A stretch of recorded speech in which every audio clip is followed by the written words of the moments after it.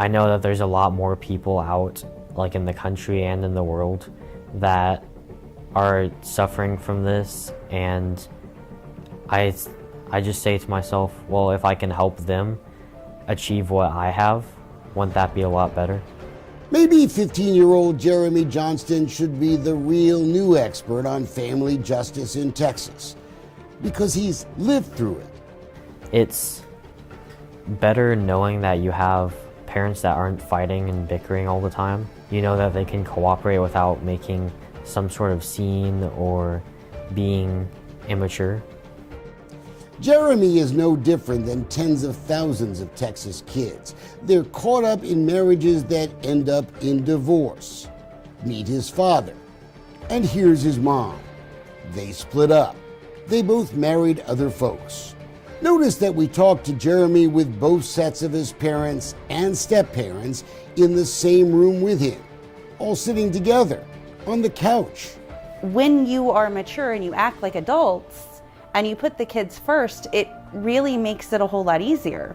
That's why these four grown-ups equal parent, sharing Jeremy 50-50. I'm the stepmother of a child who does 50-50, and you can just see a huge difference in him before and him now.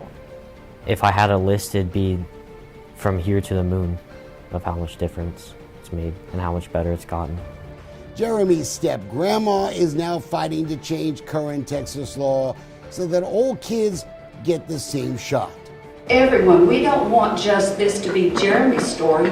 We want this to be every child in Texas. How do you work that out? By being mature adults. It sounds logical, doesn't it? And fair.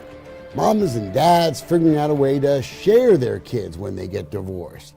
So why aren't Texas lawmakers paying attention? Back away from me. Back away from me. Okay. Just seems like you're going to hit me or something. No, I wouldn't. If I was going to, you'd be on the ground right now. No, it wasn't our hidden camera Steve Bresnan was all mad about. He was being secretly recorded by a Texas father fighting for a law on equal parenting. Who's Steve Bresnan? He makes up to $1 million a year lobbying, and one of his big clients is the Texas Family Law Foundation. His wife is a lobbyist for them too. They represent hundreds of Texas divorce lawyers. And their membership, well, it's some kind of secret. You need a password to find out. The only people who win are the attorneys who, you're paying to win this custody case. Ben Beveridge is like a lot of Texas moms and dads. He's been watching us expose family injustice. Our investigation of some family lawyers making big bucks off the nightmare of other people's divorce and custody fights. It's the most important thing in my life right now. There's so many people in Texas who suffered so much grief fighting over needless court battles. The fight over visitation in Texas has gotten real ugly. On the Texas Fathers' Rights Movement Facebook page, random posters got out of hand about the Bresnans, quoting, "Killing her would be the only way to bring this to national news." There's over 90,000 people who have liked our page and who make comments on there. I have no idea who this person is. And the Bresnans reported this voicemail message to the DPS. "If I see you down there, I will find you. I will find you, and we'll have a little discussion." I'm probably in here coming after him for one thing or another. Just how nasty has it gotten? Tamaria Jones is a gatekeeper for the Legislative Committee on Family Issues. A frustrated dad called her the, quote, scum of the earth. That didn't go over so well. Quoting, "The quickest way to kill your bill is to piss off the committee clerk." Sure, people say stupid stuff on social media all the time, but is that really a reason not to have a serious conversation about this, about what's doing best for our kids?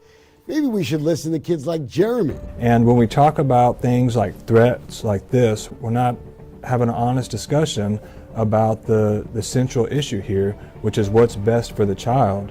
So let's talk instead about the amount of time a parent who loses custody actually gets to spend with their own kids. because it's the numbers that really tell this story. One parent's a loser and one parent's a winner. I mean, that's how you go into the courtroom. You know, when you come out, one parent is going to lose their status as a parent and be reduced to a visitor. The other parent retains that status as a parent. So what's the big elephant in the room? Why is there all these people always complaining about the standard possession order? Oh my God, I'll never get to see my kid. Right? Because they always whine and complain. But as a family lawyer, you'd figure Cindy Graham, of all people, would be a little more sensitive that losing the right to live with your kids can be life-shattering. How much does it hurt? It hurts terribly. It also makes him angry when he sees this video. The standard possession order already puts the non-custodial parent, that's really not the proper legal term, but that's the one we all understand, the non-custodial parent 47% of the time already. The Family Law Foundation tells lawmakers that even when you lose primary custody of your kids in this state, you still get to see them 47% of the time. I call it eyeball to eyeball time. I do that with my clients. Eyeball to eyeball time with your kids. But how is that possible? Under the standard custody order in Texas, when you lose primary custody, you get every other weekend, a few hours on Thursday, a holiday or two in just some of the summer. They're saying as long as the parent and the child make eye-to-eye contact at one point during the day, that's 24 hours worth of contact.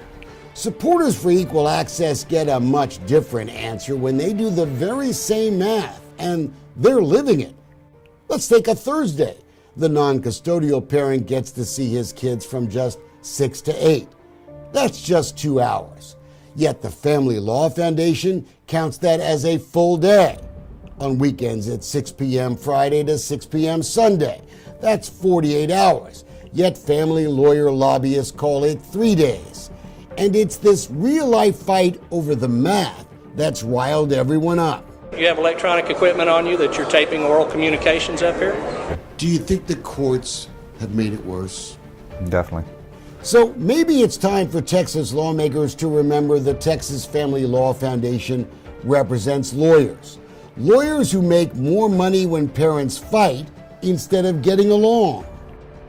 It makes more sense to them to have everybody fighting and them raking in the money and raking in the money. And so you're not making money off of us. You're not making money off of 4 people who get along. So Governor Bevin signed a new law last week to help change that. What this law does is it mandates that when a case begins, a time-sharing case or custody case, that I start with what's best for these children is a 50-50 time-sharing schedule with the parents. Kentucky just voted for equal parenting, worried about the scary stats about kids raised in single-family homes.